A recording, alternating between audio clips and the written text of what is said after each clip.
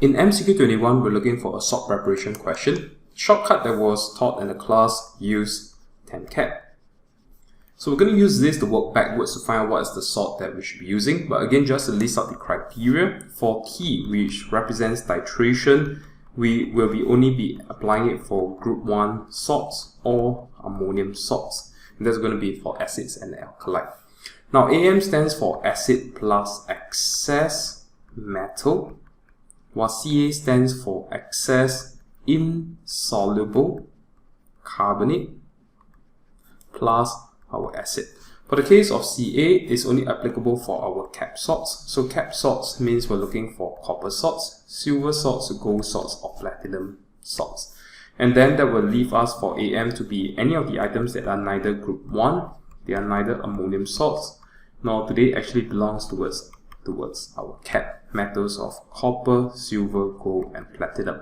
Now to note over here, the top method requires the salt to be an aqueous salt. So the minute they actually change over to becoming an insoluble salt, we're going to just apply the process of precipitation, which generally have us go with 2 aqueous reagent.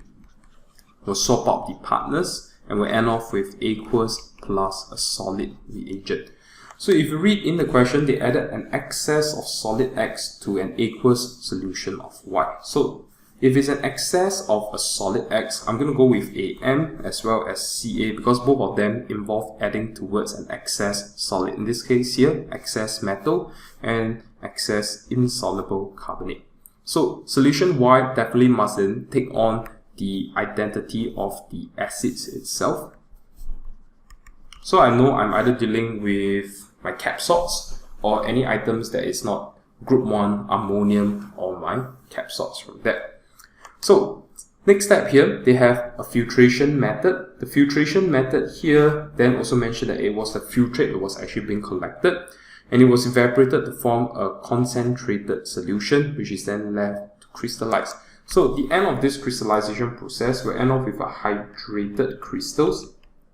So this hydrated crystals is actually whatever salt that you want, but it's not really pure yet because it's attached to water. Right? The thing here is that if you want to change our hydrated crystals into the purest form, which is known as the anhydrous salt, we will actually have to apply gentle warming just to make sure that the water that's trapped within the hydrated crystals can actually be removed.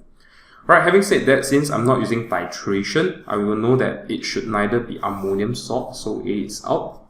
It should neither be a group 1 salt, so D is out as well because of basium and ammonium. So we're going to left with B and C. Solubility wise, barium sulfate is an insoluble salt, whereas copper 2 sulfate is an aqueous salt. So I need to be using aqueous, alright, because it's either the Am or the Ca method. So copper 2 sulfate just nice actually aligns with the copper requirement of my Ca. So the answer for this question here is C.